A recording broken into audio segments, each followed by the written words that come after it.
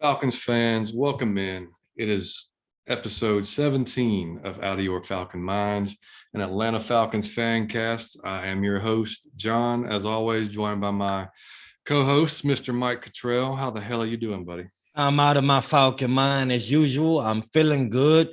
Episode number 17. We almost illegal, buddy. We are almost legal, man. One more. Yep, one more.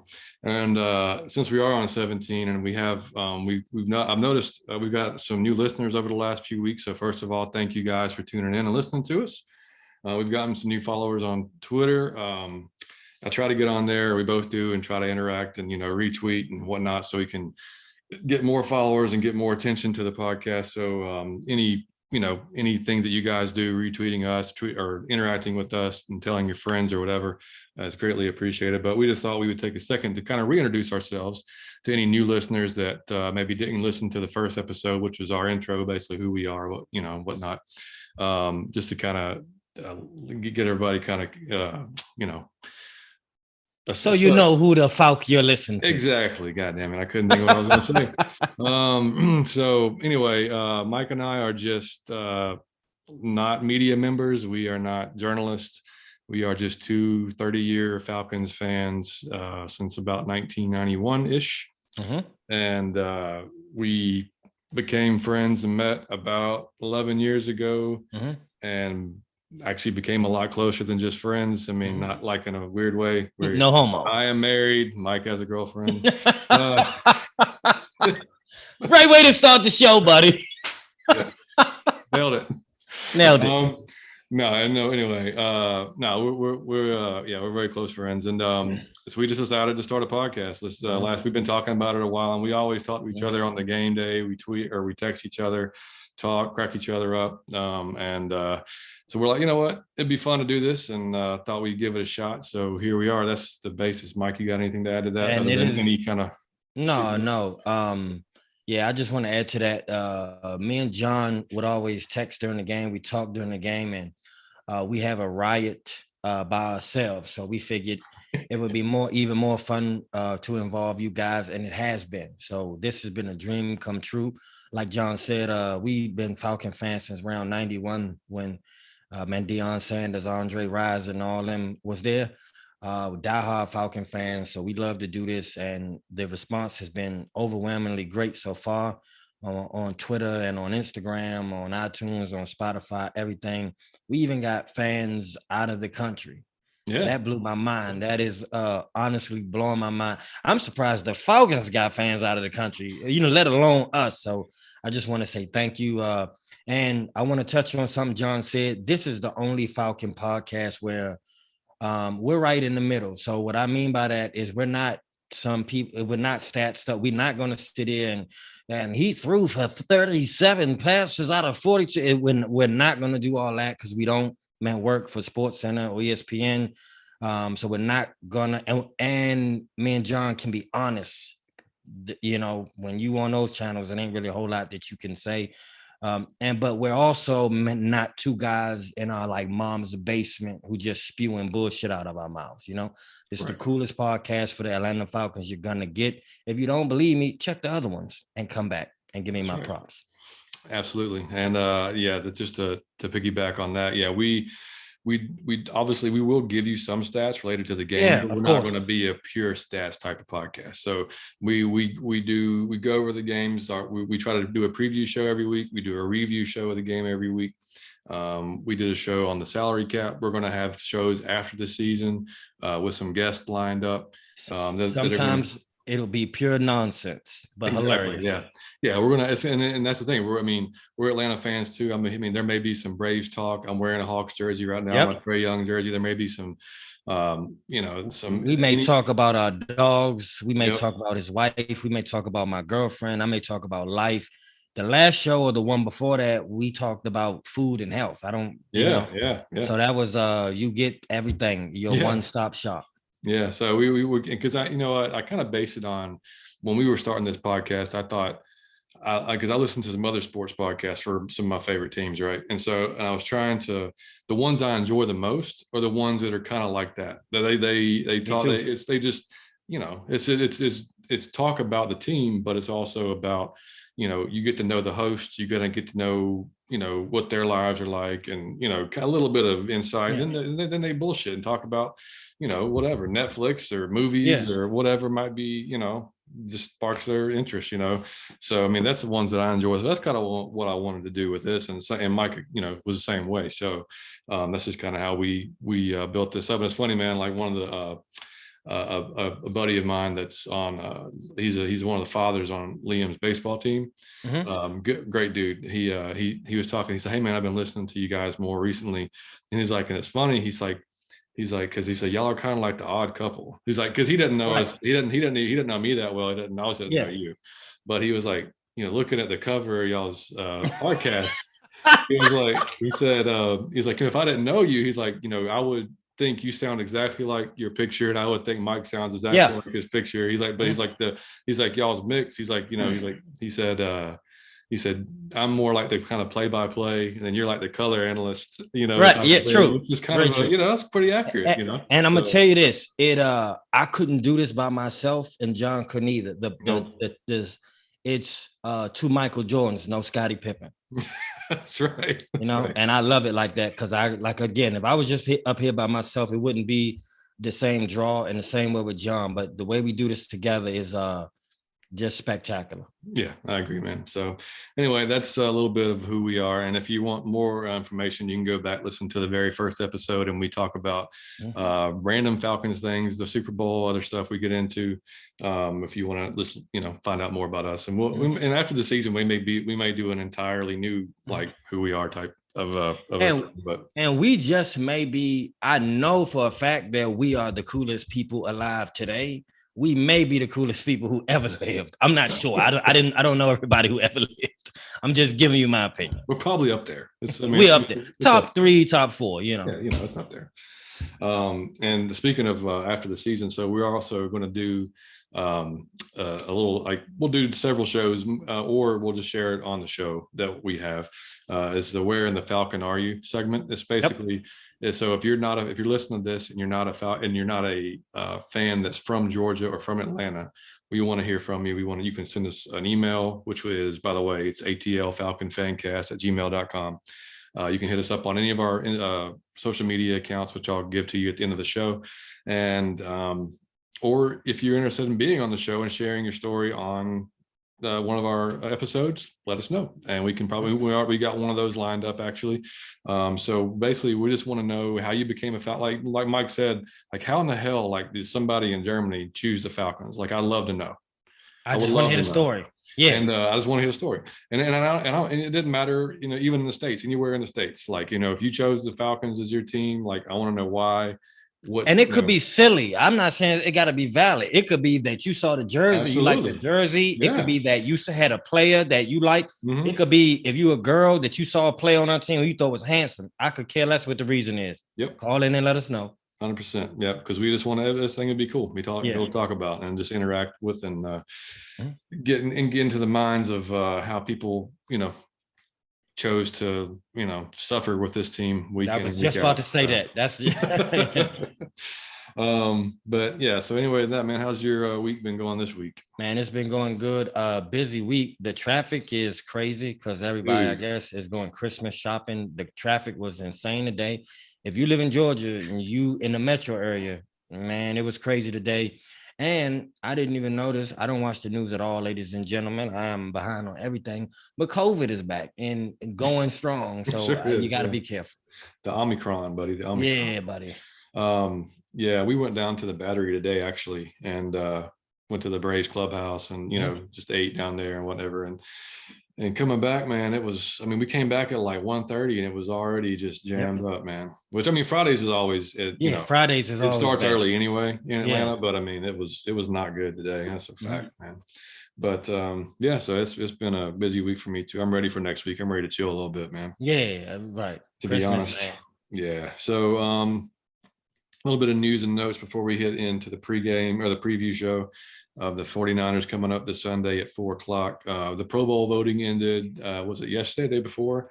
And man, we kept retweeting and tweeting as much as we could to get our guys in. So hopefully that paid off because, I think Cordell One of the unsung heroes, Josh Harris, our long snapper. Yep. I mean, where nobody ever hears of and nobody knows. I mean, that dude, he's actually the highest rated long snapper by Pro Football Focus in the league this year, which, like, again, you'll never ever hear. But, if he doesn't do his job right, that can be a catastrophe. One time. Yep. It can be a complete catastrophe. So, that's pretty cool. But anyway, yeah, I mean, a few other guys, Keith Smith, show favorite, man. Just, I mean, Keith Smith, favorite. Love the intensity that dude plays with, man. Just, I mean, you just stiff arming people, blocking. I just love it. And, Kyle Pitts, of course, having a pretty ridiculous season for a rookie.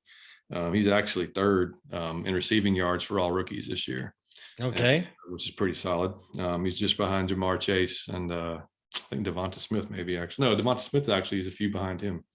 So, yeah, he's having a good season. But we did as much as we could, man. So hopefully that pays off and we get some of our guys into the Pro Bowl. Jalen Waddle's number 2 in receiving for rookies. If y'all don't put A.J. Terrell in the Pro Bowl, unless while you're faith in humanity. Okay, so here, while you're on AJ, in his last 3 games, 129 coverage snaps, 3 catches allowed for 16 yards, with a 39.6 passer rating. His last 3 games. That's just stupid. That's not even Madden numbers.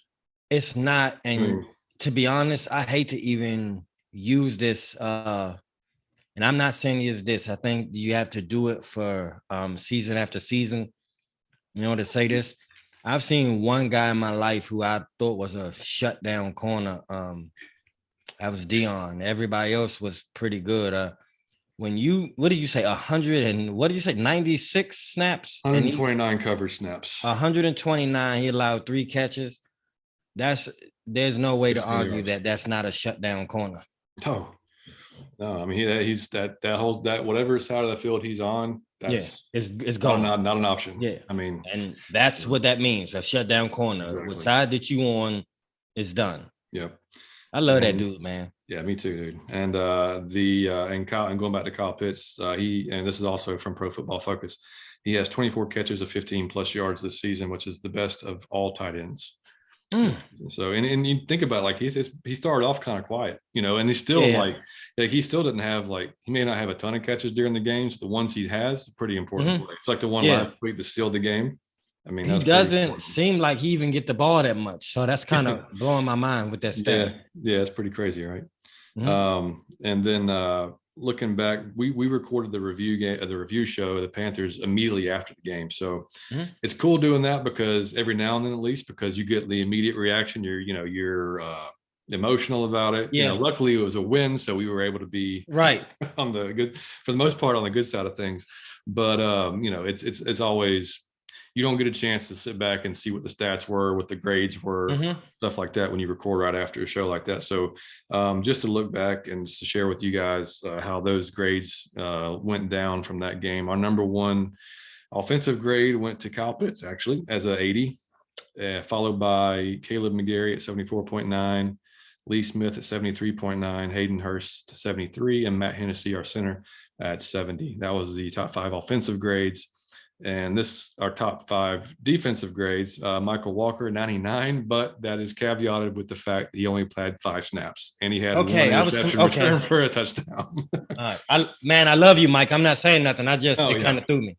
Yeah. So I mean, 5 snaps, but he had that, and makes it amazing. The catch and run back for a touchdown. No surprise, AJ Terrell 79.5, Dante Fowler Jr. 73.7.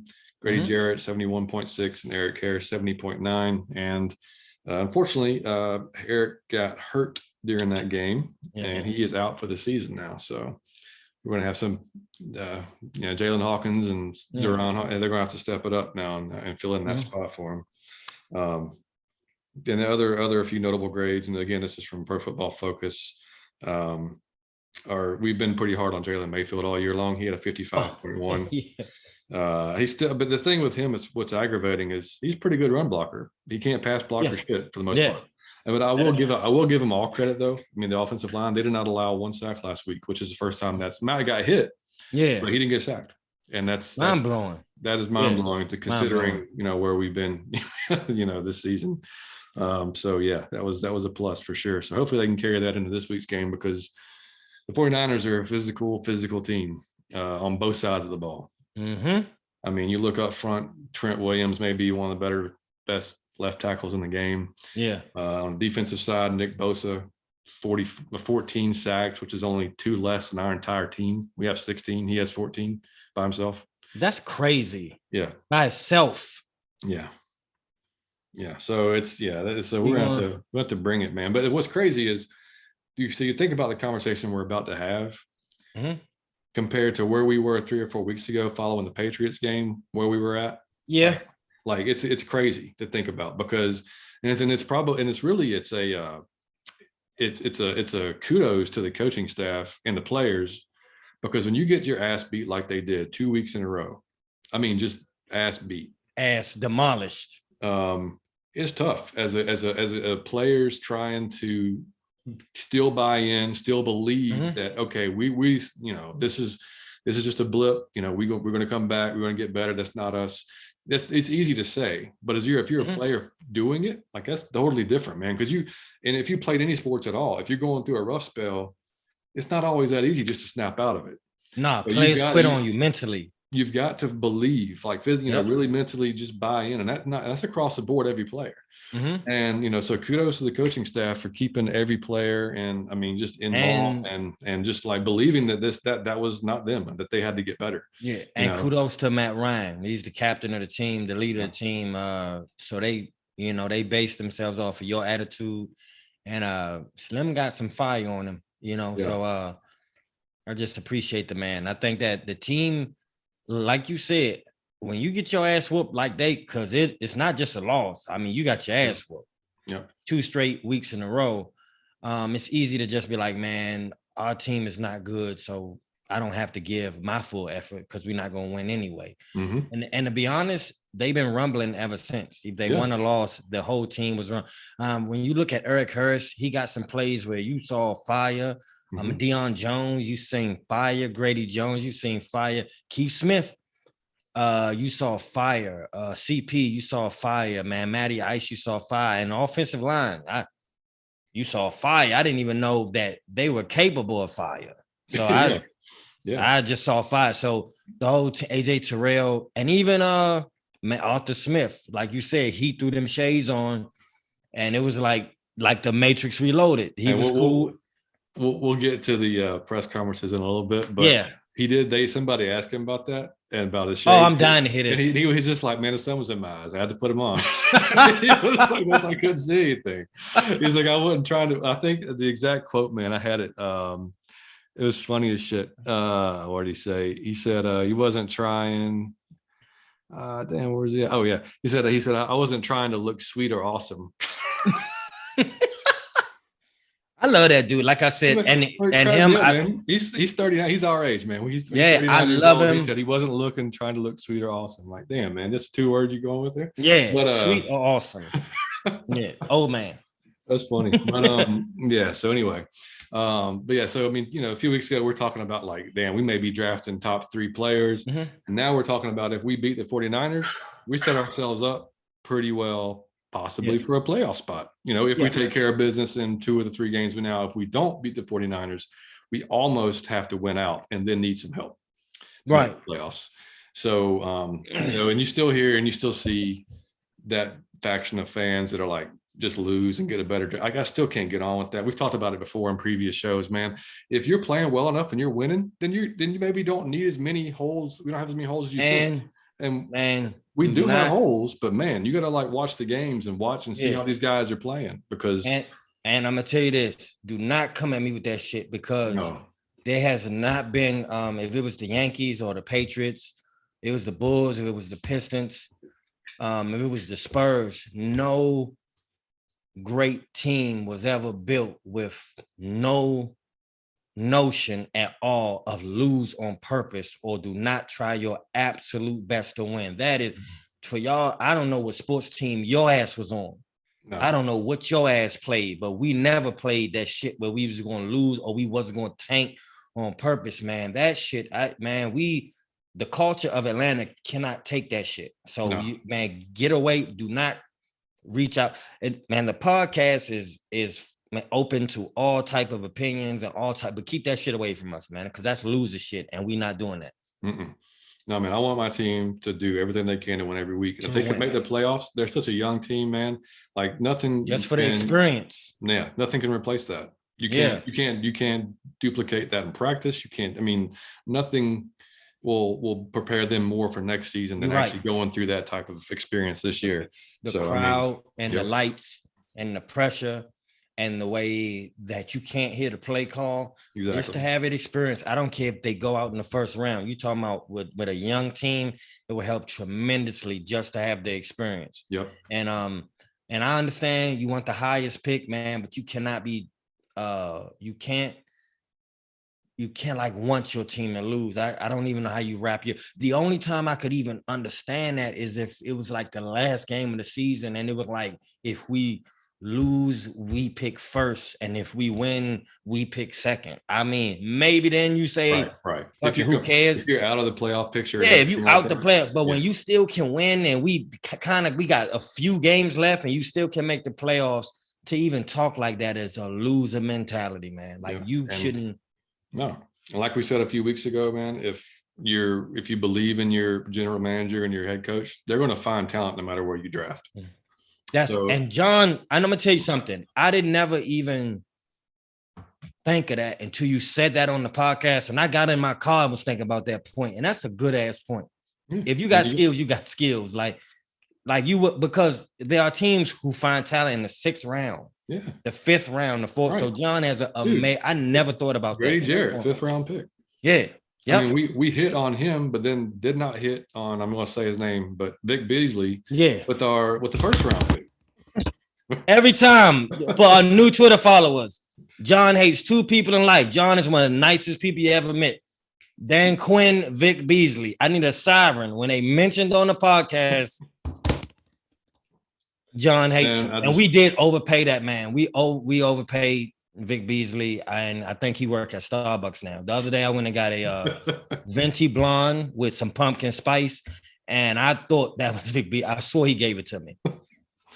Man, and look, nothing against Vic, man. He seems like the nicest guy in the world. I just don't think he liked playing football that much. Mm-hmm. That's just my opinion. Yes. Charitable young man. Love him. Absolutely. And Dan Quinn, I mean, I don't even need to talk about that. So looking also back at the last game, we were pretty hard on Matt, right? Because we had just watched the game, and we saw Matt have that terrible freaking underthrow. It was just god awful to Zacchaeus, and then we had or I don't know if that was too sharp. That was too sharp. My bad. And then the flea flicker. The flea flicker was terrible, and then like just a few of the out routes just didn't seem like they had a lot of zip on it. Just seemed like it kind of floated over there. So we were pretty tough on him because we'd been a little tough on him over the last 4 to 5 weeks because he hadn't been, and like we always caveat it with, the offensive line did him no favors at all leading up to this game. So they did protect him better. He's looking a little bit more like himself. I went back and watched the game again because I just wanted to see maybe we were a little too hard, and I think we were. I think because that was, stats. They only tell you so much, but he had no touch. I mean, he had no like crazy, wow, he made that type of throw type thing, But he made the most throws he made that he should have made, except for a few of the ones. I think we just really pinned in on the bad ones. And I think it kind of because they stood out so much, But overall, it was actually a better game that he's had. Probably the best game of the last 5 that he's probably had, to be honest. Now I got to rewatch it. I just want to say this before I even rewatch it. I'm sorry, Matt. You're my man. For all our new followers, my man crush is Matt Ryan. That's my favorite player in the NFL. I would say Deion is my favorite player all time. Matt is my favorite player, the greatest Falcon ever. Matt Ryan. I apologize, man, but I gotta say this because I expect so much from you. It's glaring when you underperform, and I'm sorry about that because he deserves the right, like everybody else, to have a bad game or a few bad throws. But to me, because I'm your biggest fan, man, it's glaring when you miss throws and shit. So I gotta be fair because I praise you so much. I gotta balance it sometimes when you have a bad game. But again, you have the right to have a struggle like everybody else, especially with your offensive line. I'm sorry, Matt. I love you, buddy.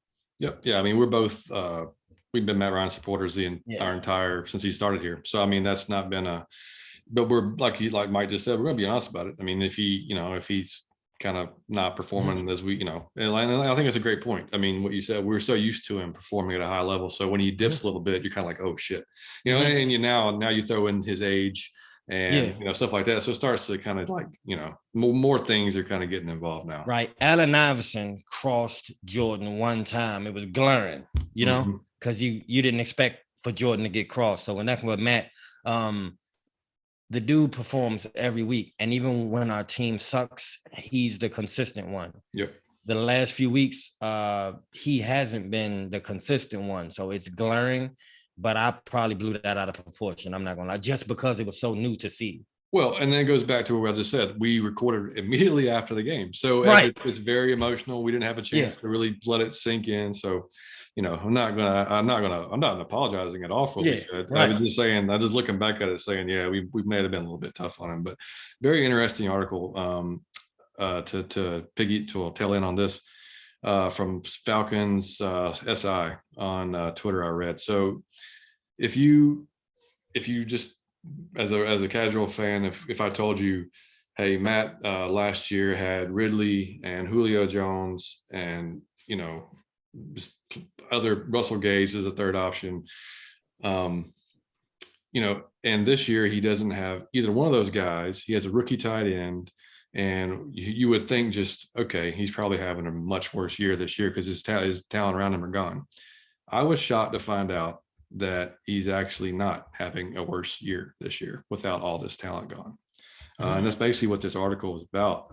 It's pretty wild because it says through 13 games this season, he has 3,104 yards and 17 touchdowns.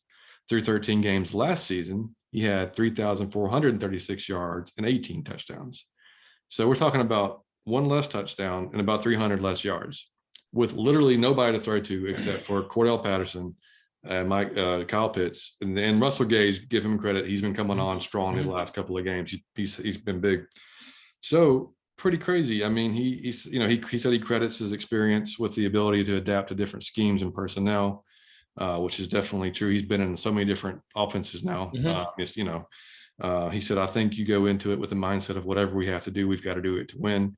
And when he was asked about the lack of having a big play wide receiver. So, I mean, it's pretty cool to see, because I would have thought that, statistically he'd be having at least a down year compared to last year with those guys we had. But it's pretty cool article. So, man, let me jump in here. I need some like a violin to play and like backing me with this one. I know I've said all this before, but y'all got to hear me out once again. Year after year, the Falcons have turmoil sometimes, and they have chaos and all these moving pieces. So year after year, if you are a real Falcon fan, you can admit that we switch up running backs almost every year. They're usually shitty. We switch our offensive line almost every year. It's usually shitty. We switch our coordinator quite often, damn near every year. He's usually shitty. We switch our coach all the time, usually shitty. Our defense is usually shitty. Our defensive line is usually shitty. Our defensive coordinator, to be honest, got a real is usually shitty. There seems to be a pattern here. Right. You see a pattern? Nah, and all of this shit, you see a rose. The rose that grew from shit. Matty Ice. Every year, if you check the numbers, they're usually just like they're consistent. And you ask yourself, how can you be consistent when everything around you is switching and it's shitty, then it's good, then it's shitty, and then it's mediocre. Everything around you is switching and he just lost his best target in Julio Jones. there should be a major drop off. There should be especially when Calvin go out. You have nobody to throw. You got one person to throw to, and Kyle Pitts, and but there are 4 people on him.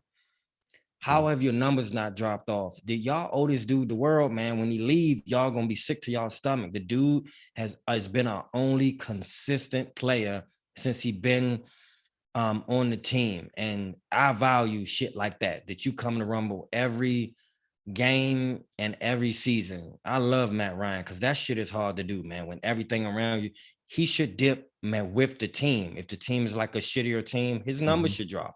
When it's like a shittier line, his numbers should drop. When he don't have anybody to throw, his numbers should drop. It's almost impossible to keep the same shit when everybody around you is changing up and they're interchangeable and they going down and up and down and up. You got to give him props for that. Yeah, and it's no offense at all to Russell Gage. It's just it is what I mean, he's a 3rd or 4th receiver on most teams, and so when he's moved to number 1, I mean that just shows you where we've been at with our depth, with wide receivers this year. And I mean, other than that, it's Kyle Pitts, Hayden Hurst, Cordell Patterson, guys catching the ball out. I mean, we've said it before, Cordell Patterson is our MVP this year. Without him, we're nowhere. So going into the week this week against the 49ers, I always find it interesting. I try to watch the press conferences for at least Arthur Smith, Dean Pease, Catch Matt's press conference to see what's. Love Dean Pease sound bites. Yeah, I do too, man. He's funny. In fact, it's the first thing he said. I think they asked him. Somebody asked him, and how's a good day today? And he was like, man, at my age, when you wake up, it's a good day. How old is he, man? I think he's like 69 or 70. He seemed like the guy who you would love to just have a beer with and talk shit into his brain. Dude, I would just sit. I don't even know if I would talk football. I might just talk life.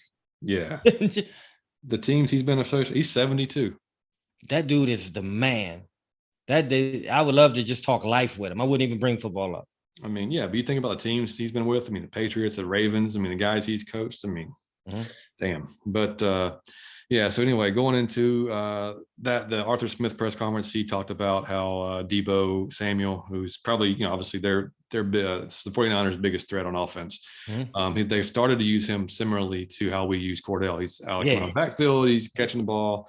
So he said they're going to have to account for him for sure because you can't let that guy run wild because it'll be a long day if we do.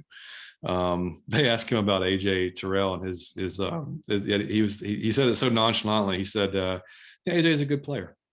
I was like, oh yeah, he's decent. He's all right. He said, but he said he just does his job well and he understands the multiple schemes really well. So, which is, we said before earlier in the season, you could tell a defense. Then it seemed like there was miscommunication, guys left wide open, stuff like that. And that just seems like stuff that AJ seems to, maybe he caught on a little bit quicker than some of the other ones did. And I love the fact that he didn't go too crazy on that. You keep him humble. Yeah, exactly. He's a good player. Yeah, he's good.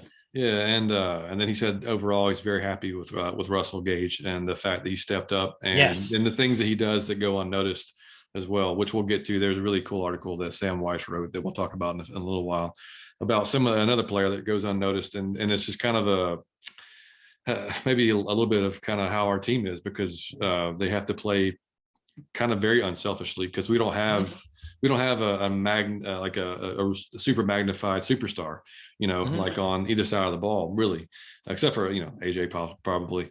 So like every guy's got to do their job and play unselfish football and to win. So, I mean, it's pretty cool. Dean Pease talked about how with Eric Harris going down, that it's going to be relying more on Hawkins and Harmon, and Sean Williams may have to step up and play, just play more spots there. And, he said it was pretty cool talking about Michael Walker's interception. That was a play that he drew up in the previous week. And he said, it's easy for him to draw up the plays. He's like, it's hard for the players to execute it correctly. And he said, he executed it perfectly. He sat the route, didn't try to, because you think on defense, there's so many things going on, you to know what your role is and to maybe just be chilling and knowing that trust it it's going to happen. Pretty cool. But he said executed that perfectly. So he has a lot of respect for Kyle Shanahan, and the offense that he runs is very tough to defend. He said the biggest thing with Kyle is he does a great job of diagnosing what the D is trying to do and adjusting in game to combat that. Yeah. Which we know from experience. I mean, he was fantastic at that year, the Super Bowl year, except that I don't want to talk about it, but there's Please. But he said, and there's funny, Richie Grant came up, who's also a fan favorite here on the show. Fan favorite of the podcast, Richie Grant. And he said, basically, he's still a safety, but he's pretty much taken over the nickel spot. And it's just based on how much that we're actually set up in nickel, which is a lot of teams these days. I mean, that's because it's it's more of a passing type of league. But he said he's still a safety, but it's really based on the defenses that we set up, whether we're in man, whether we're in zone, and it goes against, maybe who are the offense that we're obviously playing against, how they're set up. But he said that his positioning on the field is so important to whoever's playing nickel is so important because, he's got the slot receiver. If he's going in, if he's going out, like everything kind of goes off where he's at, So I love the fact, I just got to interject. I love the fact that we have football players that can do a lot of things instead of just one thing. Yep. And he said Foye and Richie both are learning to be more vocal. And he said he's been on teams before where young guys came in that were very, very talented, but they kind of tiptoed around the older guys. They didn't want to like just start yelling and like they don't want to step on the toes. Because you come like Foye, for instance, you come on a team and you got Deion Jones, who was probably the leader, prior. And you don't want to like try to step on his toes and take over like it's my team now, that type of a mentality. And Richie Grant was the same way. But it's funny, he said Richie was really definitely that way. He said they want to step on any toes, and he said that he told him, he said that's why we drafted you though. He said you were a take charge guy at Central Florida, and that we need that. We need that. Yes, that we need you to be more vocal with Deion. Yeah. So hopefully it sounds like he's big on Richie, man, and his progression. So hopefully, we are too. Yeah. He was a dude. He was a baller, man, at Central Florida. I know it's Central Florida, but I mean that dude. I mean, I gotta say this: the podcast first. John was the first one talking about Richie Grant, the start of the season. Yeah, that's true. That's very true. But anyway, he said just the communication that between in the back end of the defense has to be just on point, between all those guys. So because if it's not, then we've seen what's going to happen. We've seen that blown coverage. Yeah. But he said that as a whole, he said the D is learning more and more every week. They're getting more comfortable in the scheme. Somebody asked him, because he said about, was it 3 weeks ago, about 25 or 30% of the playbook had been installed. Yeah. They asked him where he's at now, and he said he didn't really give a number. He said, but typically by the end of the season, he's around 60 to 70%, and that's really kind of. I love it, and that's really kind of based on what really applies to our team. So there might be some things that we just don't do well, or some things that we're just not set up to do. That he's just going to leave that out, But and two, he said sometimes less is more. He goes sometimes. We don't want to add too much and confuse the guys, so we would sometimes just keep it simple. But we said we try to increase a little bit more every week. And the guys just get more comfortable and more comfortable. And you can tell in the play, you can tell they're more physical. You can tell they just seem, because any sport, man, if you're uptight or if you're nervous or you're not quite sure, you can't be as athletic or as just, spontaneous as you would be if you're just comfortable, what you're doing, you understand the play. You understand what you can diagnose the play, you can respond and react without having to think. You know what I mean? You come in from instinct instead of concentration. Exactly. Well, oh my God, I'm okay. I gotta go up here. He's not thinking about it no more. It's subconscious, and you playing from instinct, and that's when you're able to fly to that ball and fly around that ball. Exactly. Luke Kuechly was a great example of that. If y'all remember that dude. Yeah. And then on to Matt Ryan's presser. They asked him just in general about, what's going to be important this week. And he said the run game is going to be very important, which is true because those guys, like I said, they rushed the passer really well. So we're going to have to keep them off of Matt. Yep. So, by running. Yes. So hopefully the offensive line keeps that up. He's going to be, he said, they'll have to be aware of Fred Warner, who's their leading tackler. I think he's at 99 tackles, their middle linebacker. And then of course, you got to watch out for Bosa, which he's probably gonna be coming off the right side against McGarry, which scares me a little bit because McGarry's been up and down. badly. So If maybe my niece was coming off the right side against him, it would scare me. So, yeah, I mean, it's like it's frustrating because, like I said, there's games that you're like, he shows just these signs. You're like, shit, maybe he's the guy. And then there's other games you're like, what the hell? So I don't know. Hope for the best on that one. But he said for him, the approach is the same every week. He doesn't care if he has to throw the ball 50 times. If they want to run the ball 50 times, he does not care what they have to do as long as they win. Period. Gangster. So no matter what, he doesn't care if he's not a stat. He's not trying to pad his stats. He just wants to win. And they ask him about, and this is crazy too. So we are 6-2 this year, I believe was the stat on one-score games. Last year we were 2-8. Yeah, we was losing, so that's a good thing. So that's a very good. I mean, that was one of the storylines to Dan Quinn's team is we could never close a game. You could never feel comfortable. And I'll be honest with you, that bled over into this season because what happened in the Washington game when we're like, oh shit, here we go again. But since then, dude, any close game we've been in, we close that bitch out for the most part. You got to give that to the coach because I think he's on your ass the entire game. Like he don't say like, all right, it's cool, everybody. I'm on your ass. You better finish. Got to finish. Yeah. Always. Yeah. So, that's, and he said the difference this year really, or Matt attributed it to, as opposed to last year, is that they were finishing and plays. And he said, normally, really, it comes down to a handful of plays that, did we execute? Did we not execute? And last year they weren't executing. And to be honest with you, there's probably shit calls because let's be honest, man, Dirk Cutter may have the most vanilla, just boring ass offense in the history of offense. Man, he had about 30 plays and we just cycled through those 30. Yeah. And another big thing, time management, which Dan Quinn absolutely freaking sucked. Terrible. Just terrible. Yeah. It was probably his worst trait as a coach. It really was. He couldn't. And then couldn't have been more amplified in the Super Bowl. Yeah. When we got the lead and he's snapping the ball, he's got Matt snapping the ball at 20 seconds on the time. Yeah. And that's literally, honestly, though, that's on everybody. I mean, you got to realize. It's on Matt, too. It's on Matt, too. You got to realize, man, we need to wait and bleed this down to 1 second and snap the damn ball. But let's not get into that. Just makes me angry every time. But he said he's really proud of the players and for staying the course and believing this year. And that's what we talked about earlier, basically about, times got rough. So it's harder to do. And the last thing they asked him about was because recruiting, I don't know if you saw, National Signing Day was yesterday, day before yesterday. This week kind of runs together for me. But so a lot of the guys made their commitments to colleges around the nation. And they asked him about his signing day, which he graduated, he was our rookie in 2005, I think 2006. Yeah. He said it was, obviously it's changed a lot because there wasn't social media and like it is now. Like there's not like these hype videos and shit that's going on. Players. He was like, man, I was in my gym with all the other players that was going to sign their letters. And he's like, it was between Iowa and BC. And he chose BC. He said there wasn't really a lot of fanfare. I just signed my letter. And it was like, man, listen, I'm gonna be honest. I have a big I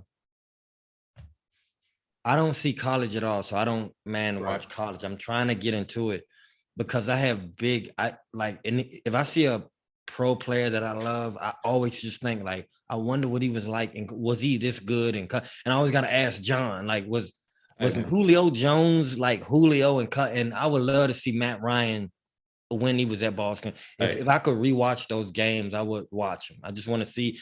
And Odell and the other guy was on the same team. There is a receiver that played for the Dolphins. He plays for the Browns now. Yeah. They both played at LSU together. Yeah, they was on the same team at the same time. I would have just loved to see that in college, but I would have Matt Ryan in college. I just wanted to see him as a kid to when he was learning the game. I think it would have been awesome.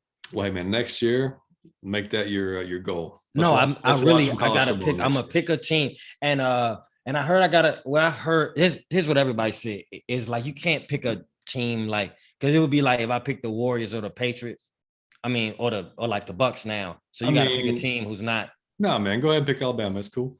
Go ahead and pick Alabama. Go ahead. Roll Tide, buddy. Damn right. I'm gonna just start off with the champion. Roll Tide. Yeah. All of our Georgia listeners just turned off. Right. I don't know any better. So come on, man. Y'all got to tell me. So, yeah, so that's another thing. The Who We Are segment. Yeah, that was I am an Alabama fan, so and I have been for shit, man, since or about 92, actually. That's when I first started watching them. And John went to Georgia State. How blasphemous is Johnny Yates right now, man? That doesn't even count because Georgia State didn't have a football team until after I graduated. Oh, okay. All right. All right. Yeah, no, I absolutely root for Georgia State though. They're for sure. But it's just as far as like childhood teams growing up watching, that was just the first game I ever watched. Actually, the first game I really have memory watching was Alabama and Miami in the national championship game in 91 or 2. Yeah, and Alabama won that game. That's why I chose Alabama. So I will say this: there are teams that I've seen who has great fans. There are a few teams I know that just they travel well, even when they go out of the trip. I've been to Alabama about 7 to 8 times. There is no other state in the United States where the whole state is on the team because it's nothing else.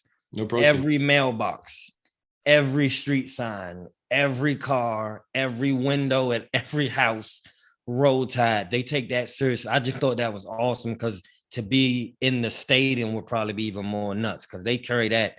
I don't care if it's not football season. You see Roll Tide everywhere in Alabama. So they take that serious. Alabama and Auburn, man. Yeah, that's both two of those huge in Alabama. But yeah, so anyway, that was the press conferences there, and so and to getting on to the game. So Garoppolo obviously is having a pretty decent season. He started off rough, but he's been really coming on strong lately. His 99 quarterback rating for the year, almost 3,000 yards passing. He's got 17 touchdowns, 8 interceptions. And it seems like, and Kyle, I don't know if I saw an article that said basically when Garoppolo throws an interception, they're like 1-8 or something like that. They've or not 1-8, but they've definitely it's a downhill. There's a good chance they lose if he throws an interception. So hopefully, we see that on because we've had a defensive touchdown in the last 2 games. A pick 6, actually. Yeah, both of them. Yeah. So it'd be nice to see this game. We're a 9.5 point favorite. A 9.5 point dog the last time I checked. Yeah. I was going to say shit. Yeah, okay. No. And I think FPI said the 49ers had a 77% chance of winning the game. So but to me, man, it's the NFL, man. I think any team's got a chance to beat any team any week. So I'm confident. And we've been rumbling lately. Exactly. We've been playing physical. It seems like the defense is starting to understand more what they're doing. If we can continue to run the ball like we have been, it seems like the coaches are doing that well. Yeah, the coaches are getting settled in. The play calling is getting better. If we limit our mistakes, because we can't turn the ball over against this team. Yeah, no, that's true. Yeah, we can't because they'll. Like I said, with Deebo Samuel and some of their leading rusher actually is Elijah Mitchell, but he's at 759 yards, averaging about 4.6 a pop. So we can't let him average 5 yards a pop. No, and Deebo is averaging 7 yards a pop.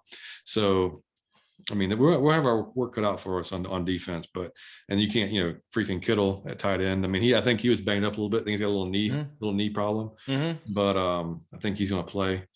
And on our side, for injury wise, Dante Fowler was held out of practice yesterday.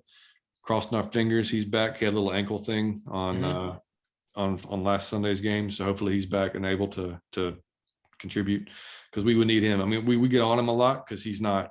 We get on him a lot, because he's not underperformed.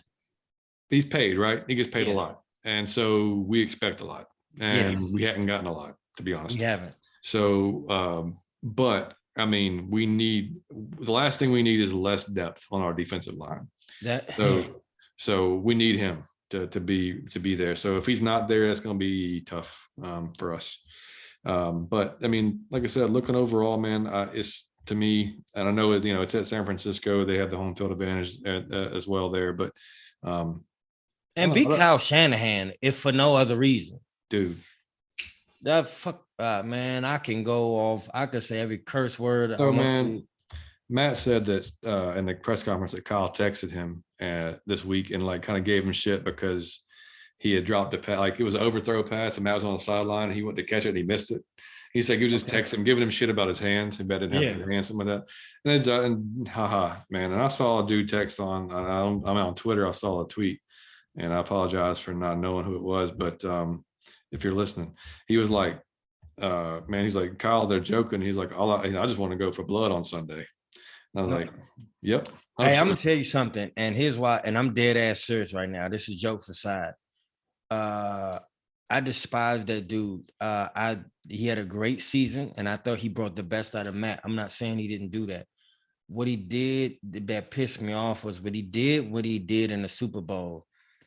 He was on a plane like 2 days later or the day after, like, so he didn't have to answer for it. He didn't go to the press conference. I want to just, he should have, you lost a Super Bowl that we've been waiting on for since we've been in the NFL.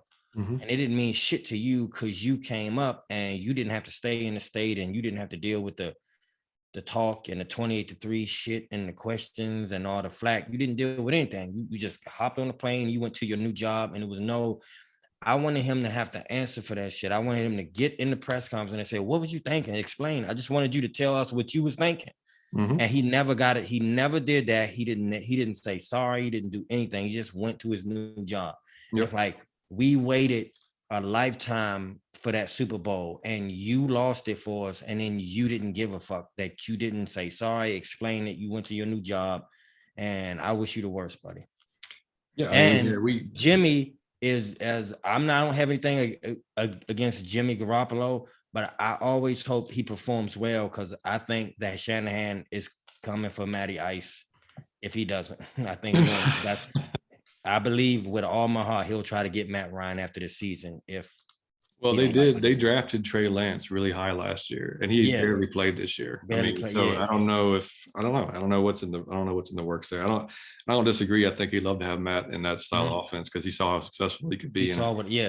But it was his most successful offense was with Matt Ryan. Oh yeah. He hasn't been able to duplicate it since. Mm-mm. So I think he'll come for Matt if and I mean, I give give him credit. He is a very good coach. He's a very good offensive mind. Genius. But I mean, to be honest. But I think, was it just this year? I think it was in the interview. He finally said that if he had to do it over again, he would probably have called, some different plays in those last 3 or 4 plays. Okay. Instead of running the ball. Just this year. Just now. 2021. I might have just not called certain plays. And, it's like, I mean, like I said, I mean, I don't want to rehash the Super Bowl, but I mean, that's why the angst that we have toward him, man, because I mean, Quinn, I mean, those guys were not solely responsible, but they were the front of the line. Mm-hmm. So, I mean, the players didn't execute from time. I mean, Devontae missing that block was huge. Yeah.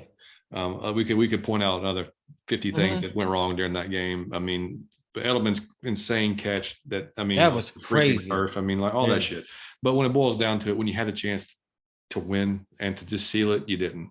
Because of just your arrogance, and you thought you could continue on with your offense, throw the ball, and you didn't. And that's, we see all that happens.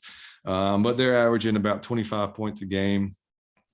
Opposition's averaging about 23 points a game. So they've been in some tight games this year. They've not been, like I said, they haven't been exactly like world beaters all year long. They've had their issues for sure. So, I mean, I don't know. I hate getting kind of like caught up in being overconfident or being like, you know what I mean? Like optimistic. Oh yeah. Because, but I'm like, I guess cautiously optimistic because I mean, I do think with the momentum we've kind of picked up these last few weeks, I mean, even with losing as bad as we did before, I just think that, the team has kind of turned a corner and you see the fight in them. Yeah. So, and I'm gonna tell you what it's like. It's like I feel like I'm like I don't bet anything. I don't gamble whatsoever at all. Smart man. But I accept the Falcons. I feel like it's the same mentality of like every week I'll be like bet like I'm optimistic. Like I think I can win. No matter if they suck the previous week, I still think like, well, I saw something. Exactly. I saw a glimpse of something, Yeah. When you can point to. they was getting stomped out. I saw like an eye flutter. So they wasn't completely dead, you know. Yeah. I always got faith in my boys, man. Yeah. And I mean, as far as the turnovers go, I mean, they're -2 or -5. So neither one of us are doing exactly a fantastic job Yeah. of turning the ball over. Um, as a whole. I mean, like I said, obviously over these last few weeks, we've done a hell of a lot better job of that. But Garoppolo is definitely no Cam Newton. He is no PJ Walker. He's a lot better than those guys. Yep. He's a lot better than Trevor Lawrence. So, I mean, this will be the biggest test we've seen. Mac Jones, I'm not even going to say him being a rookie. A lot of that game was a lot of short passes, was a lot of just, I mean, Brady's Brady. I mean, that's, I don't expect to win against him this year. Domestic terrorist. Yeah, exactly. So, I mean, like I said, going into it, pretty confident. What do you think the score might be, man? I'm gonna tell you something. I think we'll win based on the fact, to be honest, it's a 4:00 game. Yep. Because I just think that when you always play at a time, it gets the energy is redundant, okay. When it's like Monday night or it's Thursday night, or even if it's 4, because it'll be under the lights at about 5:30. It'll get dark. They'll play under the lights. You're playing in California. I think to them it'll kind of feel like a huge game, even though it's a regular season. You're gonna get the best effort from Atlanta, and they've been going up in like effort. I'm not saying the skill. That's y'all listen. Please don't get on. They didn't say in skill and like effort. There's no way that you can see the last game. It didn't go up and up and up in fury and effort and like angst. And so you gonna get, and now you going at 4:00 and it's under the lights and all that. It's gonna be that Super Bowl. I think like the energy. All we need is CP to bring the electricity. I think those guys are gonna come out like blowing. I got 24-14 Atlanta. I like it. Yeah, I agree with you. I think, I mean, the way we've seen them the last few weeks, I mean, and for them this week, I mean, they say every game is important. This game is really damn important. Really? Like for both teams. Yeah. Because the 49ers is on that bubble too. So if they lose, makes it tougher makes their road tougher. If we lose, obviously, like I said, we're going to have to almost win out. Yeah, right. So it's almost a playoff game. It's like I mean, it's going to have that type of atmosphere for both teams. But I think I'm going to be optimistic and say we win. I think it's going to be a coup field goal that we win. I think it's going to be a Matty Ice patented 2-minute drive at the end of the game. And then coup. Yeah, and then coup. I think it's going to be 24-21. I believe in coup. So yeah. So so we'll go that. Liam there? No, they went out to get some dinner. So Liam, normally, for anybody that's new, Liam's my 11-year-old son. He's been kicking our ass in these predictions every week. He kick our ass every week. Yeah, he's 4-1. I think me and Mike have both got one right. So he guessed 30 something for 30-17 for against the Panthers. We laughed at him. We're like, man, you're crazy. We're not throwing 30. We're not scoring 30 on the Panthers. And I'd be damned if we didn't. Is he with Amanda right now? Yeah, but he gave me a score, so I'll Okay. Yeah. I was just gonna say, man, text her right now. I have to get this from him. What did he say? No, he said we're going to win, and he thinks it's going to be 28-17. So. No, like the kid comes up with the oddest scores, like, and you be like, whatever did he get that from? And he kick our ass every time. Yeah, I'm not going to say a word. Because I mean, like I said, we laughed at him last week because we laughed, yeah. Because I mean, we were like 30 on the Panthers defense. Yeah. No, we actually said so. He thinks we actually said this on. You could go back. We actually said so. He thinks that everything is going to go right. That we going to run, pass, and everything, and that's just what happened. 11. Yeah, and there was no reason for everything to go right. I mean, no reason. I don't know how you knew that. That's what I'm saying. Like, he's clairvoyant. I'm gonna ask him the lottery numbers. I'm gonna just start asking him about life. Powerball is 353 million. Yeah. We gotta win that shit. I'm gonna start asking him about life. A whole new production going on. Yeah, right. We gonna have soundboard. There's the sound effects, everything. Producer. We gonna get a Rich Eisen on us. Rich Eisen gonna be in the corner. I'm telling you. Yeah, man. Because right now it's we are the script writers, the producers, the editors. Everything. We are You everything. need Rich Eisen, Yeah. Dan Patrick, somebody. And hey, one random stat that Evan Birchfield, who writes for the Falcoholic, tweeted out this week, yesterday actually. Matt Ryan is one of 3 QBs in the NFL this season with 15 plus passing touchdowns and 0 interceptions in the red zone. That's pretty solid. That's pretty solid. Stat. Yeah, I would. Yeah. That's now, pretty John, tell him I want to give really props to this dude, and John is gonna delve into this. His name is Sam Weiss. Yeah. Yep. Hey Sam, now who's here a writer for, John? He's an NFL writer. He's an NFL writer. Hey Yeah, Sam, you guys have probably seen him on NFL Network and around. what he did for us. I mean, he had to watch our game, and he had a very dope take on a player from our team and a very dope take on our game. And I just want to say thank you, Sam, because that was awesome that you did this, because he wrote about something I didn't even notice and John didn't even notice, but John will tell you more about it. Yeah, he basically was talking about how the team as a whole has to play very unselfish, just based on the talent that we have, and it's not a detriment to the team. It's just that's just like we talked about earlier. Everybody's got to do their job and play unselfishly. And he talked about Olamide Zaccheaus, who, I mean, every week we're like, he didn't do nothing that week. Well, he didn't do nothing that week. You know what I mean? Like you and I mean, like we don't give him props ever. And the coaches always say, yeah, well, you don't see the stuff the guys do that don't show up in the stats, and everybody just kind of thinks they think about it, just kind of brush it off. It's like, yeah, well, he didn't catch any balls, that type of thing. So he just pointed out these 3 plays that Zaccheaus had in the Panthers game, and I thought it was really interesting, and it was really cool because he had 0 targets during the game. So for us reviewing the game, right, we're like, okay, well, that's 0 catches and great, So during the first the first quarter, when Cordell Patterson scored his 5-yard touchdown run, he drove the cornerback into the end zone so he couldn't field them and stop Patterson coming through, and he scored that 7 right there.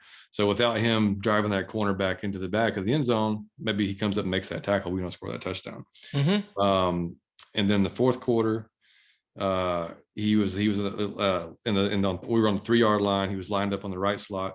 He ran an inside slant route and took 3 defenders with him, which opened up that huge ass hole for Hayden Hurst to come open and catch the ball for the touchdown. And then he thought, Sam's opinion, the most impressive one was the Kyle Pitts play, where he basically made the catch and sealed the game for the most part, got the first down so we could run the clock out. So on that play, he said Zaccheaus from the left slot cracked down on the Carolina outside linebacker Hassan Reddick, who had sank inside and trying to close on Ryan, who executed a play fake. So he briefly froze Reddick with that play fake. Then he threw on the short drag route completion to Kyle for the huge gain that gave us the first down and basically sealed the win for us. So those are 3 scoring plays that was Zaccheaus had nothing, no target or anything like that. But without doing what he did, maybe those plays will end up the way they ended up. And that just goes to show you, man. I mean, like any player, and that's on us too. I mean, like we don't, just because we're watching the game, we see the playmakers and we see the plays that are made, and it just goes to show you, man. Like those guys out there, even though they're not getting the ball, they all have a job to do. So that's huge. And so he just thought that was. So I want to give Zaccheaus his props because we didn't see that, and I apologize. But Sam, Christ, man, thank you so much for that. And I'm gonna tell you who else I point out. I just want to give a person props to that I saw who had a few plays again that won't show up on the stat sheet that I've been seeing lately was Keith Smith. The blocking that the dude is doing, an all-out effort, all out from Keith. And he just looked like a cool dude to kick it with. Like Keith Smith looked like a cool guy. Like he looked like he should be a rapper. And I love that. Yeah, man. I love that. So intensity is great. Yeah, his intensity and his effort. I've been seeing that too. So we got to give those. Thank you, Sam. I don't know how you noticed it. I appreciate it. I know. Yeah. I mean, and that's a difference in that's his job to do, and it's not ours. So, yes, true. I mean? So thank you, Sam. Yeah, it's our job to read it, and then we can bring it to you on the show. Yeah. But yeah, so if we have to put a stamp on it, man, like if we do win this game, like we both think we do, what do you think that we have to do? Like, what's a must that we have to do? Now, I'll be honest, and this is for this particular game and all. If my memory serves me right, it's been 3 straight games where we ran the ball efficiently. Yep. That is, I know to every other team, that's like, so what? Okay, that's part of, to us, that's like 3 straight games where we was running. Oh my God. Like, so it's not all on Matt Ryan. Oh my God. To do that of a 4th straight game, that would mean to me that has to be a permanent part of our team, like moving forward. So not only will you have to run, because they are gonna rip Matt Ryan's head off if you don't run. Yes. So you have to do that to win this game, but then that has to be permanent. If you can do that 4 straight times, that has to be a permanent part of our offense moving forward in order to win games. You can't just put it on an aging Matt Ryan. Yeah. And I don't mean to call you old. I'm just saying he is older, but and he needs help. It's hard for me to say anything bad about Matt. I can't even say, I can't, I don't want to, but it's like you need help. He needs a balanced attack on offense so he doesn't get crushed and killed. If you do that 4 straight games, I would assume that you've turned the corner and you figured out how to do this shit. Right. So let's keep it going. Yeah, I agree. And I will just to be different and to pick something different, but I do agree with you on that. I think we have to run the ball to win this game. But I think we've got to at the end of the last week's game, and I know Carolina's offensive line has been decimated this year and they've been beat up. They're not very good. But near the end of the game, we started getting some actual pressure on the quarterback, whoever was in there, whether it was Cam or whether it was PJ. I think we've got to figure that out this week too. We can't rely on our 4 guys. We've got to bring we've got to get some creative blitzes. We can't let Jimmy sit back there and chill and look around. So we've got to. I just think we got to get pressure. If we pressure him, maybe he makes a mistake. And I mean, sacks would be great, but I mean, we've got to get in his ass a little bit and make him uncomfortable back there, because if he doesn't, that's going to be a rough day for us too. Jimmy is a very average player under pressure. When Jimmy got time, he's above average. You got to know that. You got to get to him. Yep. Yeah. So I agree with you on that, man. So that's pretty much the preview of that game for the most part. We will have a review for you. I don't know if we'll do it Sunday or not. It's going to be a late game, so we'll probably do that Monday. Yeah, we'll probably do it Monday. Yeah. But we'll get that to you pretty quickly after that. Just an odd bit of news as well. We talked about, and that'll be our Christmas special. It will be a Christmas. That'll be so dope. Okay. Right. That'll be a special. We're gonna do more. We got to do something special for y'all. Yeah, y'all got to tune into that, because we're going to have some different stuff coming for Christmas. We're definitely have some Christmas related talk. We're gonna have some fun. I may be drunk off of eggnog. You never know. I will have a bourbon in hand. There you go. I may drink. Yeah. Okay. So now I meant to mention this earlier when we were talking about recruiting, but the only reason I'm missing it is it was such a huge story and it got so much. So Deion, our boy, he's the head coach, at Jackson State University. So the number 1 recruit in the nation, it was a cornerback, and he was committed to FSU. He flipped and signed with Jackson State. And we're talking about, this is a D1, the number 1 recruit in the nation. And he's going to Jackson State, and he got so much shit, man, not just from FSU fans, but like people like just tearing him down. Like, why are you doing this? And there was a story that was Deion's school, I think. It was. He took him.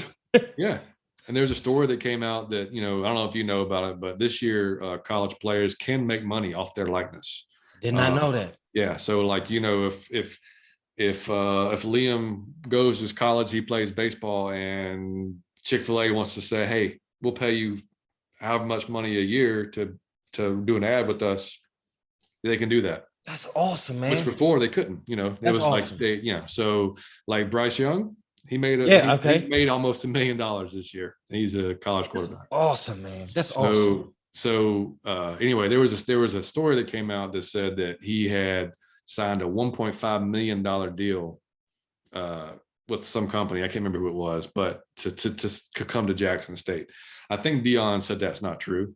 But to me, it didn't matter to me anyway, because I was like, you're the number one corner in the nation. Why the hell would you not want to go play for Deion? But Deion to home, if anybody could help your skill set, the greatest of all time. And I gotta say this too.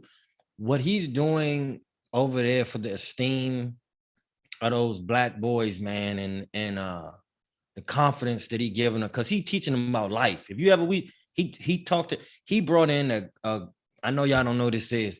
He brought in a girl who's a IG model who's famous for tricking athletes into babies for money. And he actually brought her into the school, into the room of the what would you call that? The film room. Yeah. To talk to them. So that's talking about life, how to be careful. Real life. About real life when you're having sex, and how the girls might try to swindle you. The dude is helping. He's being a father to a lot of those people. What he's doing is I love that dude, man. He's the GOAT to me. I love Deion Sanders, man. We'll see how long. Yeah, I agree with you. We'll see how long he stays at Jackson State. I think he's going to get some offers if he continues having success there. Yeah. He's going to end up somewhere at a Division I school. But I know you remember Hugh Douglas, right? Love him. Okay. Love who that. Yeah. So he had a little thing about that. He tweeted. He said, "Hello, my name is Hugh Douglas, first round draft pick from Central State University, an historic black college. The NFL found me. If you can play, it doesn't matter where you go. Miss me with that Power 5 shit." There you That's go. awesome, man. Yeah. That's true. Awesome. NFL, that's true. They're gonna find you. Yep. So I thought that was pretty cool though, man. So it'll be interesting to watch that kid's career there and see what happens. And training with Deion.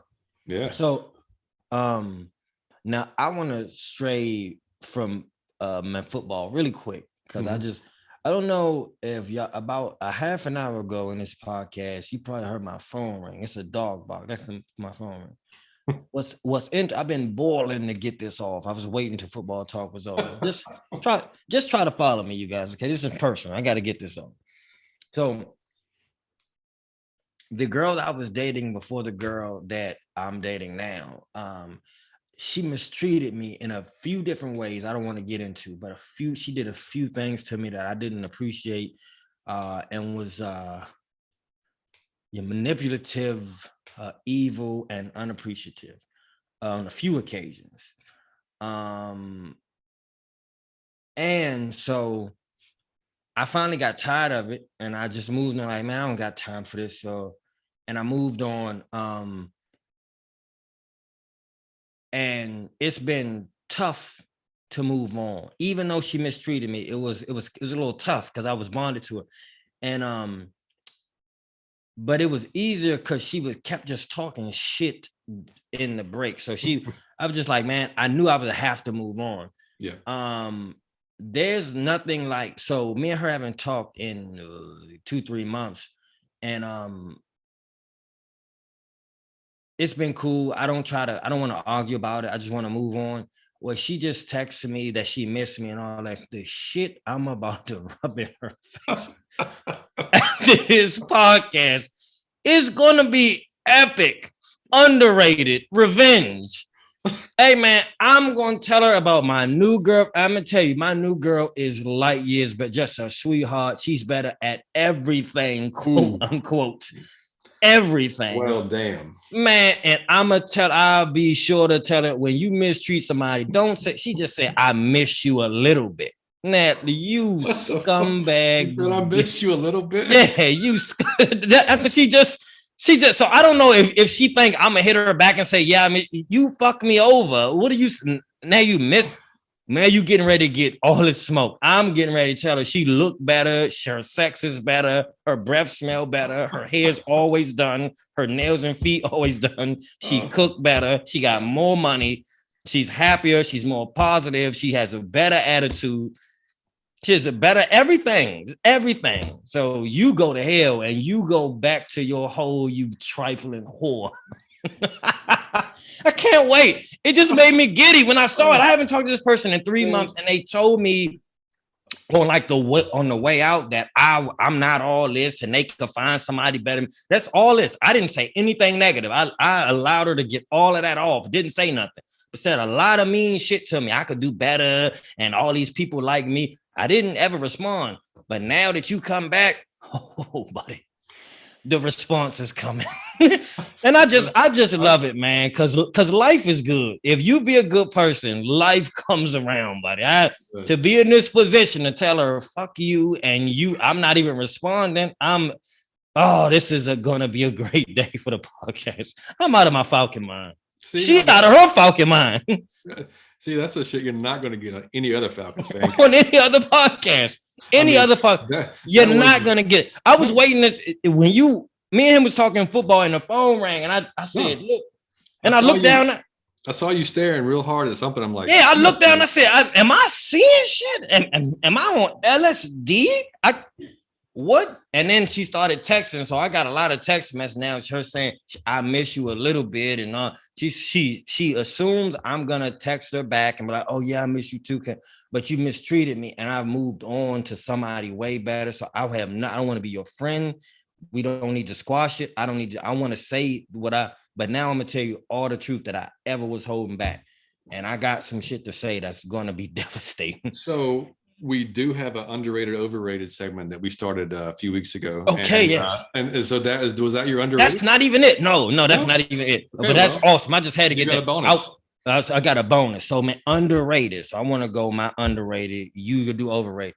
Mm-hmm. Underrated. I gotta say this is interracial friendships. I'm gonna tell you why. Hey. You both have.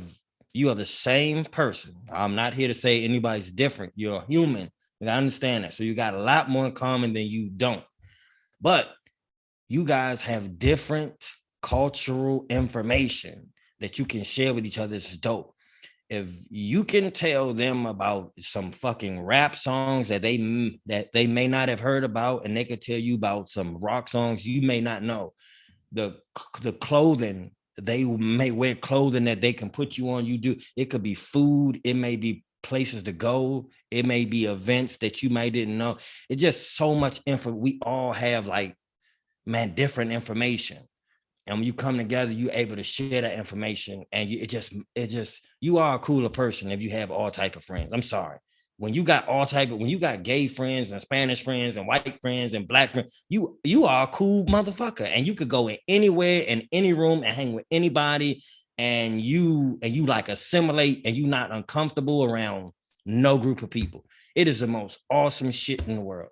It is just the coolest shit in the world to have all type of friends, man. And you know so much and you learn so much that, man, when you stay with your group of friends, you don't even realize how closed-minded your ass is. Because you're hearing the same shit you already think. Yep. It's just like bouncing off yourself. But when you get around some people who aren't quite like you, who was not raised like you, they have different information. Coolest shit ever, man. Interracial friendships, very underrated. Stop being racist. Racist sucks. Me and John, man, would y'all see how much fun we have on this thing? That's really my brother. So the skin tone to me is irrelevant, and we always treated it like that. That's not my friend, that's my brother. So because I got dreads and he don't, that's my brother. We both got tattoos, and we both got jewelry, and we both got cool shit on. Me and John have way more in common than. But you know what? We never would have known. We never would have known if he one of us had been closed-minded and just I would have been like, oh, he white, then he's a black dude, and we would have. But because we they go to new girlfriend. Life is awesome. Oh, underrated life. There you go. I'm having a great day, but I just had to say that I want y'all to look at this. I hope that while we on this podcast, we don't have a tragedy that me and John feel like we got to touch on. They got anything to do with race, but if it does come up, we will touch on it. But before that, I want all y'all to see just how me and him get along, how we talk to each other, how we treat each other, how we respect each other, how we play with each other, how I'm cool with his kid, how his kid cool with me. I'm cool with his wife, his wife cool with me. Everything, man. I've been to this man father house. I've been to his parents' house. I met his mother, like his brothers. It don't got nothing to do with color. It don't have anything to do with. And he play rock music. I play rap music. He liked Tupac too. Who would have known that shit? You know, that's the first thing me and John was talking about in this car. I said, man, I like Tupac, and he played a Tupac song, and he like, who would have known that shit if you would just thought, oh, he don't know who Tupac is. Like, why would you be open-minded, man? It's the coolest shit ever. Underrated, interracial. That might be one of the best ones we're going to have all season. I don't know if we can top that one. I don't know. I just had to say that because I just thought it was some cool shit what me and him is doing. But yeah, and I mean to add on to that, man. I mean, my son has called Mike Uncle Mike since day one, and he had no idea. The color thing never even came into it. Never. He did not. And I swear to God, he asked me. I think I texted you or I called you. This is a few years ago. He was like, is Uncle Mike, like, he's really your brother, right? Like, because he always hears us calling each other brothers. And I was like, no, not by blood. Yeah. And he was like, oh, he's not. So how's he my uncle? Like it never even dawned on him. Like, it wasn't the color. Right. And then his second question was, he said, aren't you guys the same age? Like, so how are you guys actual brothers if you're the same? Like, and you're not twins. And I'm right. Still no color. Still no. Yep.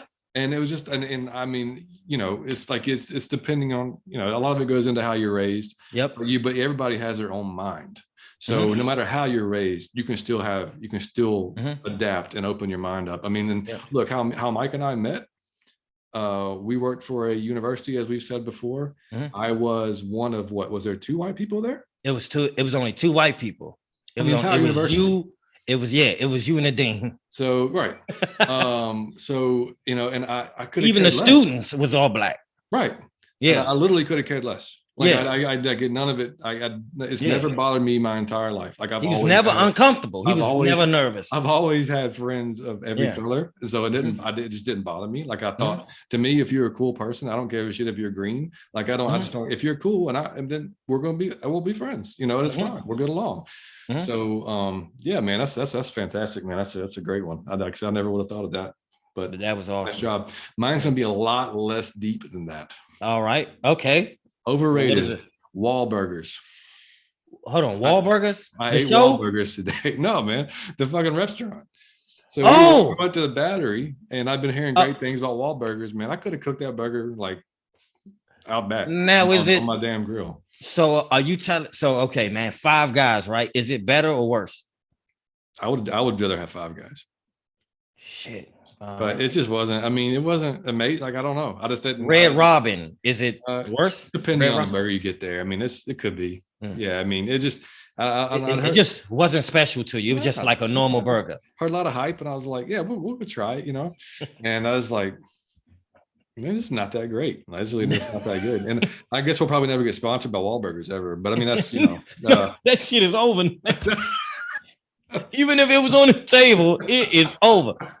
Especially if they racist and they listen to the first part and then that shit is over. These motherfuckers is kumbaya and they don't like our burgers. No. Yeah. Well, Mark Wahlberg, he's a Boston. He's a Patriots guy anyway. So. He did Entourage. I have no smoke with you. He made Entourage. Yeah. That's true. Yep. So yeah, just, you know, I just wasn't impressed, man. I mean, just, you know, for what it was. Now could it have been the one you picked? Is it a special burger? Or was it a special one? Yeah, it could have been. I just picked the I forgot what it was even called now. It's just a regular burger. Like, it had the Wahlburger sauce, which was like their special sauce, which honestly didn't have a whole lot of taste to me, flavor wise. So yeah, I don't know, man. I mean, it was okay. I mean, I wouldn't run back there and grab, you know what I mean? Like, if I'd probably go somewhere else if I was picking a burger. But all right. So, yeah. So Wahlburgers, overrated. You heard it here first. All right. Well, yeah, yours is much better. But all right, guys. So that's going to close up the show for us, episode 17 out of your Falcon Mind. If you guys want to contact us, like I said earlier, our email is atlfalconfancast@gmail.com. Send us any comments, Any suggestions on shows? If you think we're crazy about any of our ideas or any of our opinions, tell us. That's cool. We'll talk about it. We do not get offended easily at work, Not really at all. So you can tell us that you're crazy, you're great, whatever you want to say. You can find us on Instagram, Out of Your Falcon Mind, Twitter, Out of Your effing mind, just F and then the end behind it. Got a Facebook group you can join. A lot of ways to get in touch with us, man, if you want to get in touch with us. And we love it. Interact with us, tweet us, follow us. This is our first season, so we didn't have a lot of expectations. We just wanted to see how it goes. So far, it's going really well, and we just want to keep it going. It's going well because of you guys, man. All the questions, all the comments, all the 5-star ratings. I gotta say that too. Go on iTunes and just give us a 5-star rating. If you're playing it on the podcast on iTunes, it's free for you, but it means the world to us. It'll take you 2 seconds. But just all the 5-star reviews, all the reviews where they actually wrote something, all the comments, all the kudos, all the questions. Like I said, we got fans not even in the United States. That is blowing my mind. Yep. And if you are nice enough to write us a few words on the iTunes reviews, we will definitely shout you out and read the review. So that would be great. And like I said before, and pretty much every show, it helps other Falcons fans find our podcast when they search for Falcons podcast. So we move up that list. So anyway, Mike, I don't have much else to say, man. Anything you got left? I don't. The only thing I would have to say, you guys, is make sure the Christmas episode will be special. We will be partying on set for the next episode. So be ready. So let's go get a win Sunday. Let's keep this playoff push going. If we get a win, we're going to set ourselves up nicely. So let's run the ball. Let's play some defense. Let's get after Jimmy, and let's come back home with the win. So let's go Dirty Birds, get a win. We'll see you guys on Monday or Tuesday. Y'all have a great weekend. Enjoy yourself. Be safe if you're traveling, because we know a lot of people are going to be traveling. So be safe. And while you're traveling, hey, listen to us. Stay out of your Falcon mind. I love you guys. Peace. That's right. We out.